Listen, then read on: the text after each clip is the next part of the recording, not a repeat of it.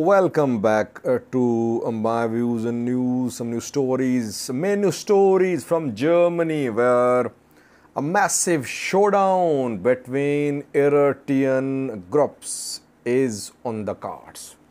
A court ruled today in support of organizing of a festival which had been banned by local council, and after that now we are seeing social media messages asking Eritreans from across Europe to report to Gießen, Germany, where we could see collision between Eritrean groups on the weekend. Details for you. Secondly was Tigray, where a protest has been held. Pictures, videos are being shared. Youth can be seen, can be heard chanting slogans. So what is happening in Tigray? Who are the protesters? Members of former Tigray Defense Force, members of some political party, or just angry Tigrayans frustrated with what is happening in Tigray? Thirdly, viewers, Prime Minister of Ethiopia PM Abiy is going to appear at the parliament on Thursday. He's going to respond to questions. Some tough questions could be asked. And some questions were asked last time when he addressed the parliament from politicians from the Amhara region. Yesterday we saw argument between Ahmed Shide, Ethiopian finance minister, and an Amhara politician, Christian Tadale, about the funds for building of palace being built by Ethiopian PM Abiy. What type of questions could he face on Thursday? Last viewer, Sudan, where reports are coming in that a hospital is under siege where Omar Al Bashir could be receiving treatment. Omar Al Bashir is the former ruler of Sudan. He is the one who formed Rapid Support Forces. The same Rapid Support Forces which have laid siege to the hospital. They are against Omar Al Bashir. Omar Al Bashir's allies now. RSF claim that Islamists of former regime want to take over Sudan. Firstly, viewers, Germany, Gießen, opposition groups and pro-Eritrean government diaspora groups are on a collision course. We could see serious security situation, violence in Germany on Friday, Saturday and Sunday.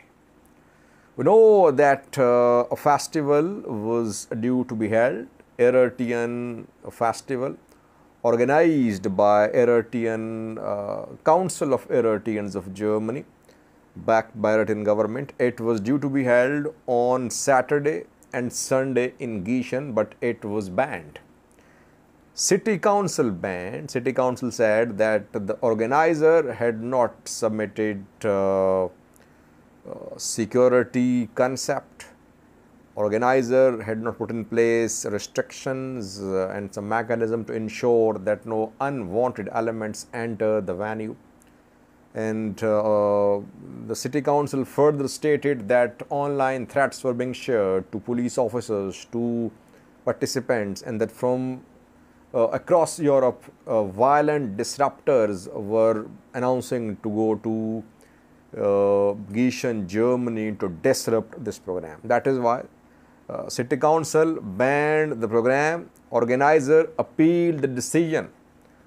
Administrative Court of Gießen today issued a verdict in support of Council of Eritreans in Germany. The court says that festival can go ahead. It can be held. That organizer has definitely submitted a security concept. Now, it's the responsibility of city council, police to ensure that there is no law and order situation. The city council has announced to again appeal the decision. Earlier decision was appealed by Council of Eritreans. This decision of administrative court is going to be challenged by city council at Kassel administrative court, a higher court in Germany. And tomorrow an application is going to be submitted to this higher court by the city council. It seems that festival could be held. That is why we could see a collision. From across Europe, Eritrean youth are heading towards Gießen, Germany. On Friday, a protest is due to be held. I think on Saturday too, a protest is due to be held, apart from this festival. Eritrean groups which want to stop all Eritrean government-backed festivals in Europe are led by a brigade, newly formed brigade called Brigade Nehamedo. You can say that broadly this brigade has two wings. One is political wing led by Bright Future Movement head Binege Brigizaber, and then there is the other wing led by a former fighter, John Black, a former fighter, former soldier. He leads those who attack the venue, like it happened in Gießen last year in August, when angry Eritrean opposition members attacked the venue. Same could happen too on weekend. Let's see. It means that now John Black wing is going to come into play. Meanwhile, police is making preparations. It is trying to stop the entry of armed people, armed with weapons, armed with sticks, stones, knives, in the area where protest will be held, where festival will be held. Police says it is preparing for a major situation, for a big situation. So it means that there could be direct confrontation between police and Eritrean groups, between Eritrean groups too, opposition and pro-government. Eritrean government wants this festival to be held because last year some festivals were cancelled. If all these festivals are cancelled one after the other, it could be a serious blow to Eritrean government's attempts to stay in touch with diaspora, to back diaspora, and to raise funds through these festivals. So let's see what happens. We'll monitor the situation very closely. We'll try to update you tomorrow when the city council is going to file an appeal against the decision of the administrative court of Gießen. Let's see, will the higher court uphold the decision of the lower court or not? Meanwhile, several videos, pictures are now being shared, messages, text by opposition Eritrean groups. They are saying that they will not let this festival be held. They will stop it by force. The Eritrean groups, it means they have decided, both sides, that they are sticking to their positions and no likelihood of any talks between them. They cannot sit at the table. Both follow ideologies which don't allow them to talk. Opposition groups believe that the organizers are backed by Eritrean government, they are students of Eritrean government. And pro-government diaspora believes that the disruptors are on the payroll of TPLF. They are Tigrayans, somewhat Tigrayans. Some who are Eritreans are actually being backed, sponsored, funded by Tigray and anti-Eritrea elements. Let's see. Secondly, viewers, a protest was held in Tigray. Videos, pictures are being shared. We have seen several protests in Tigray after Pretoria deal, we saw protests by disabled Tigray fighters who said that they were not receiving proper medical care at the facility where they were being treated. They marched towards Mekelle, towards Tigray city government office in Mekelle, Tigray regional government office in Mekelle. They held talks with Getachew, with some journalists too. We saw 2 protests by these angry disabled Tigray fighters. Another protest in Tigray, not by disabled TDF members reportedly. A video is in circulation in social media of this protest. Watch the video, then we'll try to analyze it.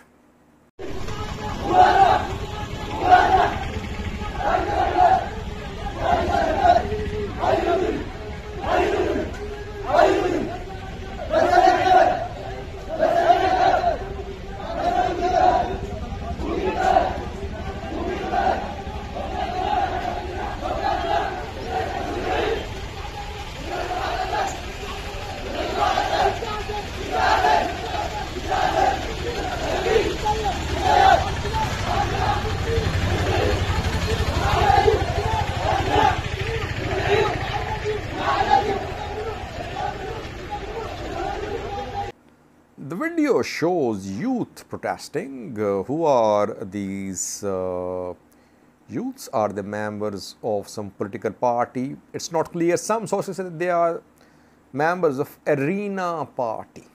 Arena Tigray for Democracy and Sovereignty was founded years ago by a former TPLF leader. Gabru Asrat was TPLF's Central Committee member. I think around 2 decades ago, he parted his ways with the TPLF. He founded this Arena party, Arena Tigray for Democracy and Sovereignty. Some sources say this protest was held by this party members in Tigray, though it's not clear. 2 points. While people would say that Tigray interim government has failed, people protesting, there's frustration, government isn't performing. Overall, it's a very positive sign for democracy that people are allowed to protest. Tigray should set some examples. It should learn from the 2-year-long war. It should allow opposition to speak. Opposition protests are not allowed anywhere in Ethiopia. Can any opposition party protest in Addis Ababa, Ethiopian capital? No. Muslims, not opposition party members. They tried to protest. What happened? Security forces met them with guns, and several Muslims were killed. We've seen similar similar attacks by security forces and protests in other parts of Ethiopia too. So, anti-government protests are not allowed to happen in Ethiopia. If Tigray is allowing people to protest against the government, I think it's a welcome sign, good sign for democracy, that some democratic values are gaining ground, though it's a long way to go, because we know that Tigray's opposition parties complain that they are being denied their due political space. Tigray Independence Party, other parties, they say their rallies, their meetings are attacked by security forces. A few days ago, Tigray Independence Party members were arrested in Yichala, and its leader, Mayor Yohannes, said that TPLF was using security forces against the party. There are issues. We cannot say that everything is ideal, but good start. If opposition is allowed to protest in Tigray, it should be supported. Tigray government should be appreciated that it is allowing opposition parties or disgruntled elements in Tigray to speak. Thirdly, viewers, PM Abiy is going to respond to questions at House of People's Representatives on Thursday. It has been announced that on Thursday he'll be at the parliament. Some tough questions could be asked. We saw that last time when he addressed the parliament, responded to MP's questions. Some very tough questions were asked, especially by politicians, MPs from the Amhara region. Christian Dale back then asked some questions. So again, we could see some tough questions from the Amhara region. And yesterday, there was a verbal argument between Ahmed Shide, Ethiopian finance minister, and Christian Dale, MP from the Amhara region, member of Nama party of the Amhara region. And he demanded clarity about who is Christian. He demanded clarity about who is funding the construction of palace being built by the Prime Minister of Ethiopia in Addis Ababa. The cost of construction is in billions of US dollars. No one knows who is funding this construction. Businessmen, diaspora, foreigners, some other country, no one clearly knows. And there is no allocation of funds in the budget for the construction of the palace. That is why Christian Dale raised questions. He said that a palace is being built by a prime minister and no one knows the source of funding. PM Abiy cannot build such a palace from his pocket. He is not a wealthy man. So very valid questions were asked by the MP Christian Dale. We could see similar questions asked tomorrow too. But obviously, it's PM Abiy's prerogative to respond to questions or not, because questions are submitted in advance. I think questions are being submitted now. Then PM Abiy will decide which questions to address or not. Let's see. We'll update you tomorrow, viewers, on Thursday about PM Abiy's speech at the House of Representatives, where he'll speak about his government's performance in 2015 fiscal year. Last year, Sudan, where Omar Al Bashir could be under siege. Former ruler of Sudan, who ruled with an iron hand. He is the one who formed rapid support forces to crush non-Arab rebellion in Darfur. He formed this Arab militia, rapid support forces. Then we saw that pro-democracy protests started against Omar Al Bashir. He was removed. And this RSF, formed by Omar Al Bashir, became a major player in Sudan. It became part of military structure in the form of participation in Sudan Sovereignty Council. Burhan and Hamati were two leaders, military commanders who were leading the country. Political factions had very limited role in running the country. Then came infighting between security institutions, between rapid support forces and Sudan military. And since then, RSF have been issuing statements against Omar Al Bashir and Islamists, that Al Burhan was in secret alliance with Islamists and he was working to bring back Islamists to power. A hospital is under siege in Darman, reportedly by RSF members. It is being speculated that Omar Al Bashir could be at the hospital being treated there. Some other comrades of Omar Al Bashir could be there too at the hospital, like Bakir Hussain Saleh, Yusuf and Ahmed Al Tayyib, Yusuf Abdul Fattah. These three comrades of Omar Al Bashir are also there reportedly. We know that Omar Al Bashir was in a prison, I think in Khartoum or Darman, I'm not sure, but he was in a prison when the war started. The prison was attacked by rapid support force members. But before that, he managed to flee, or he was evacuated from the prison. I think same could happen here. He could be evacuated from the hospital if he is there at the hospital. Hospital's name is Alia Military Hospital in Darman. Let's see, can rapid support force members capture Omar Al Bashir? If he is captured, what will RSF members do? Will they hand over Omar Al Bashir to International Criminal Court because he is wanted there? Or will he allow him to flee? That remains to be seen. Thank you for watching.